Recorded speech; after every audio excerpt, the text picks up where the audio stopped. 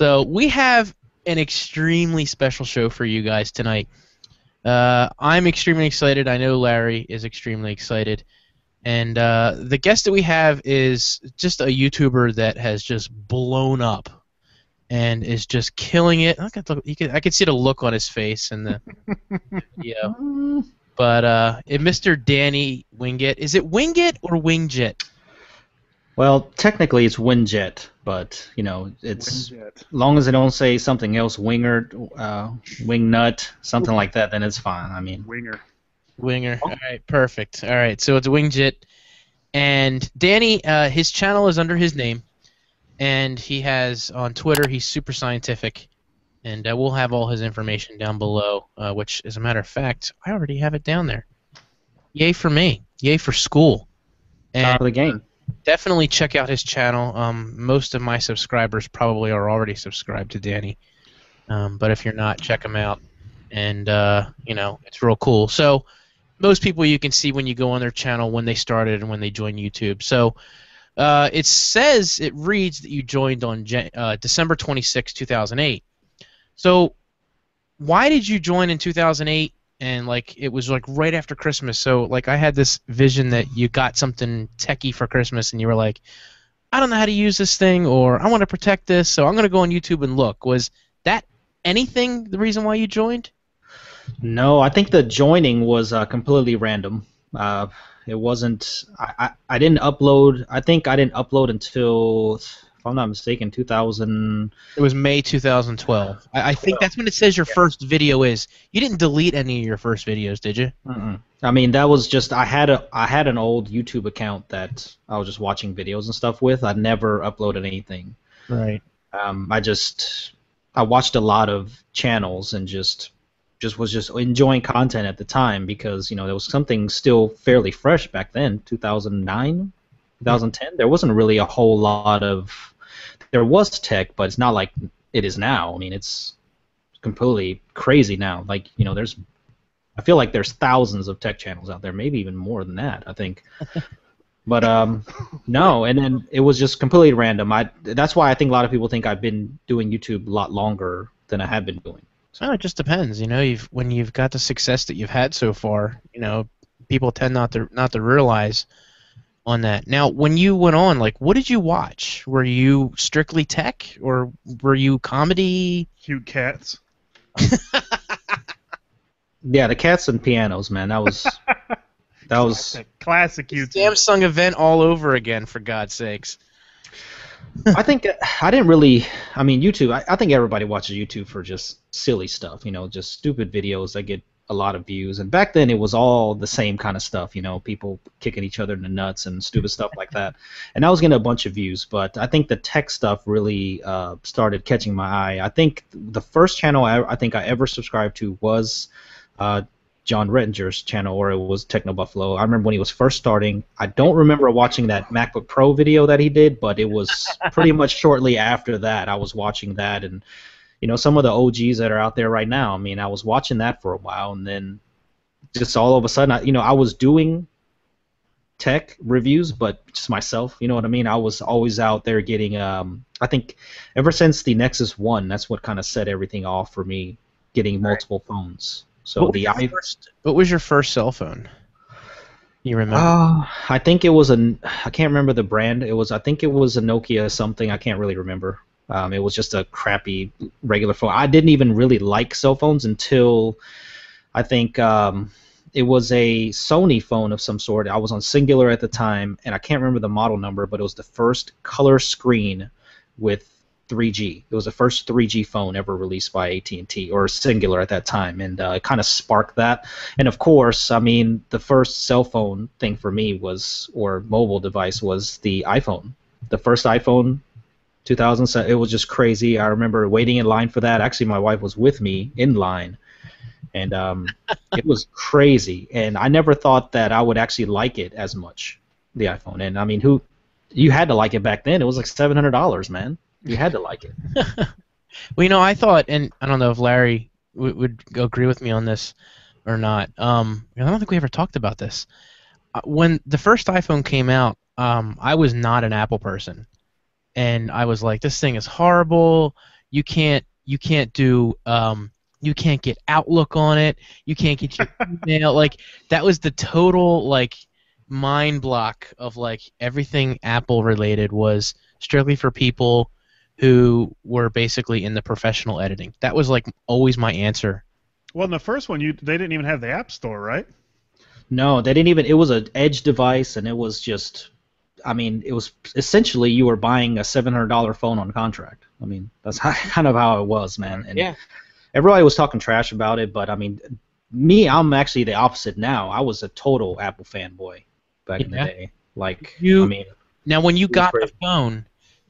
phone, like did the first thing you do, knowing what you had, and as it started continuing on, did you go on YouTube to look for videos on it? At that time, it was just kind of I was just in awe of that iPhone, man, because back then phones were just, I mean, that they were trash. I mean, they were horrible. They didn't really do anything, and this was the first phone that actually you were able to do stuff. I mean, I always tell the story like I was just trying to pull up websites on Edge, and I was just showing people, man, look at this. I got the internet right here. Just wait 5 minutes until this thing loads. But I got it. I got this. And it was just at that time it was revolutionary. Nobody's ever seen anything like that. At least that's how I felt. And I saw the potential in it right away, and I loved it before even the App Store hit. And that's when it kind of changed everything. But I love the first iPhone. I thought it was that's what got me loving mobile tech. I think was the original iPhone was definitely that Kickstarter for sure. Were you doing the same full-time job then that you are doing now? And I know it's nothing that sometimes it's not good to put what you're doing out there, but were you doing the same thing then that you're doing now, or were you in another? Yeah, absolutely not. I've done a ton of different jobs. I mean, it's kind of weird that I've done so many different jobs, I guess, in my life. But I mean, back then I was a cook, so I cooked for almost 10 years, and I was doing that, and it's just then it was different. When I met my wife, it was different stuff. I mean, her parents had a business and stuff, so I kind of changed careers at that time. But I've done a lot of different careers in my life, so definitely different than that. But I've never really gone into tech. Like I never even imagined I would start a YouTube channel at all. It was just kind of by chance. So why did you start recording videos? Because I felt like, I mean, I was watching these videos, and there were certain channels that were definitely doing something, and I thought, wow, these guys are good, and I watched them constantly. I think there was like a constant 3 channels that I was always watching, but I was watching a lot of other channels pop up, and I thought, maybe I could do this. I thought maybe I can do this, and I like it so much anyway, and I spent so much time chasing Craigslist and selling phones to buy other phones and trading, and I was just taking so much time doing that. I thought, you know what, I might as well just get started, and that's kind of how the whole budget thing started for me, because I think the whole first year of my YouTube, I shot everything with the iPhone 4S, or the very first video I ever put out was the Sony Xperia S unboxing, and I shot a lot of videos with that too. So I think I used like my in-laws crap tripod. It was like a $20 tripod. And I got like a stabilizer, and I just started shooting with cell phones. And I think that's where it all kind of started from there, because I mean, for the first year it wasn't really serious. It was just, let me see what I can do. And I think everybody starts that way. It's kind of like, well, I'm going to just try it.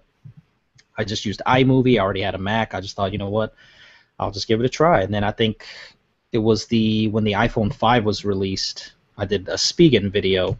It was just a ultra thin air, and I remember I put it out the day that the iPhone 5 came out, and it just kind of went viral for me. Like it was like a mini viral type situation. I think I got like 15,000 views in like a day, and I thought, whoa, this is crazy. I think anytime you get more views than subscribers, in your world or anyone's world, you should consider that going viral. Like in your because hell, you've got more people watching this than you have subscribers. That people that normally watch your videos. Yeah, But sure. I mean, I had like no subs then. I think I had like 1,000 subs, and it just went crazy. And then that's when I thought, man, this could be something, And I watch those videos now, and I cringe, Like I can't watch those videos, man. They're hurtful to watch, but they're really well thought out. Like I went back and watched a bunch of them today just to prepare. and I noticed that you've got the annotations are done well, and the editing and the cuts, everything is pretty decent, and your lighting, it seems like you worked that now, your natural lighting, and you even had custom music. Now, what's the deal with the custom music? Did you know people from that? Was that a previous job? Was that just friends, or did you find something on the internet, kind of like a royalty-free type deal? Well, I mean, a lot of people probably don't know. I did make a video about some music stuff that I've done in the past.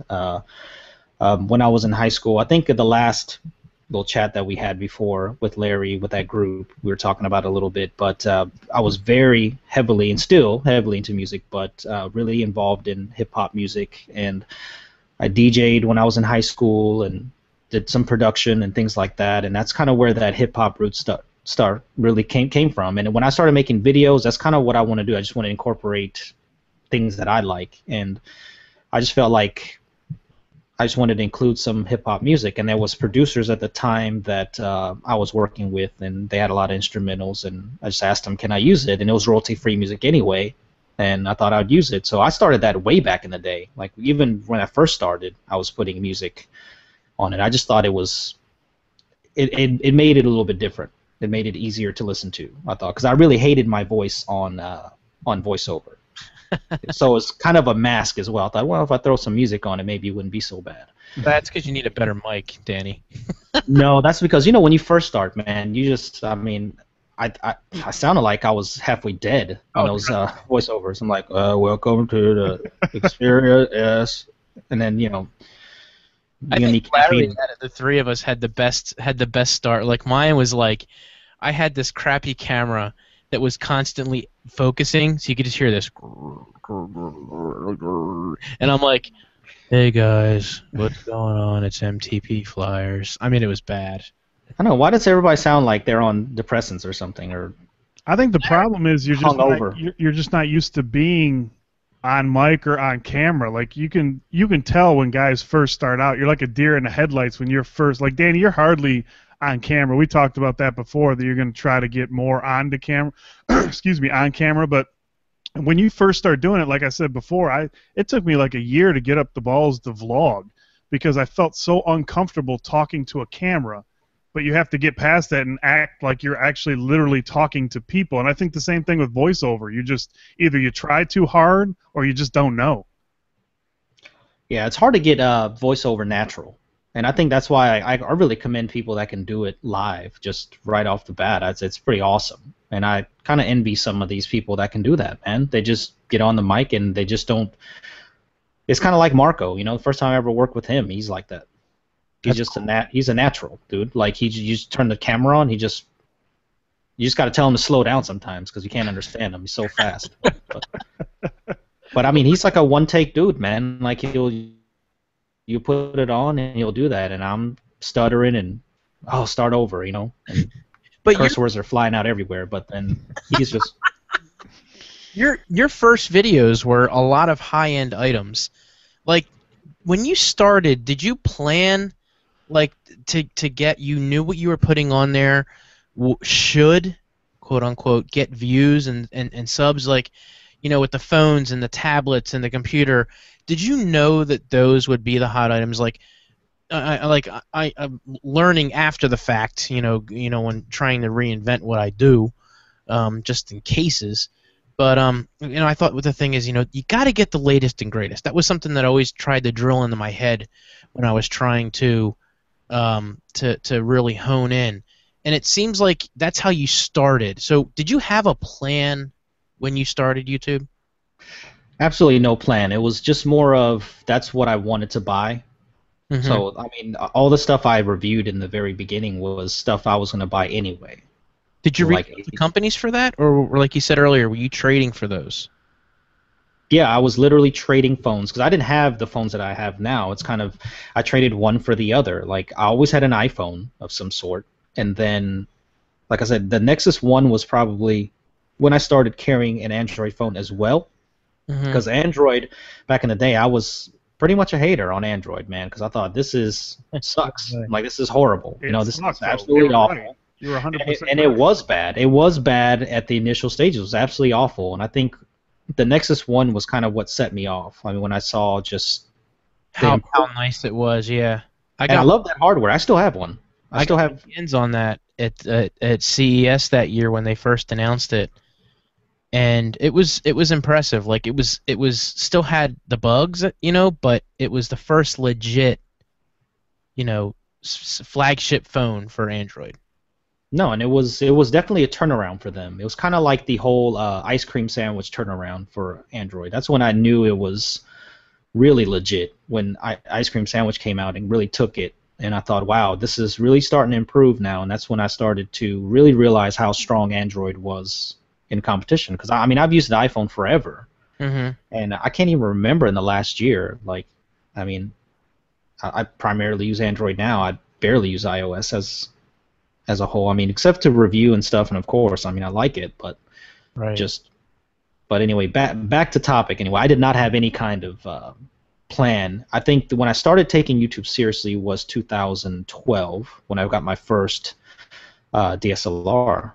Was when it was kind of like, okay, I want to start shooting high-end video, because that's when things were starting to change. I remember, I mean, all the videos kind of looked the same back in the day. I mean, nobody really cared about video quality. It was just opening boxes and just talking, and you know, if, like you said, when it was coming out of focus and all that, nobody really cared because nobody really paid attention to it. But when people started to pay attention and started making cleaner cut videos and started using DSLRs and start really coming into it, that's when I thought, well, I want to get a DSLR and start shooting HD video. Did you mean 2013 or 2000? You mean 2013, right? With a DSLR? Yes, 2013. I think it was 2013, because 2012 was when I started uploading. 2013 is when I bought my first, because I bought the Canon T4i. Okay. That was the first one. I still have that, but I mean, I started with that first and just the kit lens, and I had no idea what I was doing. And I shot terrible video with it. Now I look at it now, I'm like, wow, that's awful. Yeah, it's a lot to learn with those. A lot to learn.